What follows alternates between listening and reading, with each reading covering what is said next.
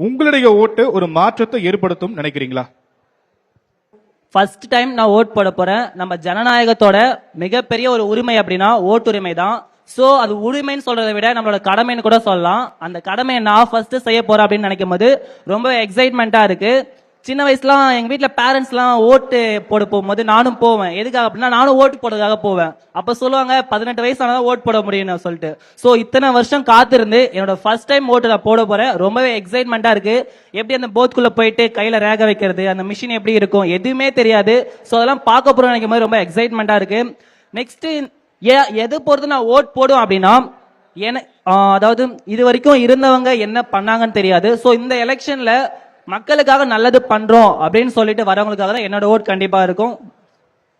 மக்களுக்கு நல்லது பண்றவங்களுக்கு என்னுடைய முதல் ஓட்டு இருக்குன்னு சொல்லியிருக்கிறாரு. இந்த மாணவருக்கு ஒரு பெரிய கைத்தட்டல கொடுக்கலாமா? சின்ன வயசுல இருந்து ஏக்கமா இருந்துட்டு இருக்க ஒரு விஷயத்த 18 வயசு நான் பூர்த்தி பண்ணிருக்கேன், நான் போய் செய்ய போறேன் அப்படிங்கிற ஒரு எக்ஸைட்மெண்டோட இருக்கிறாரு.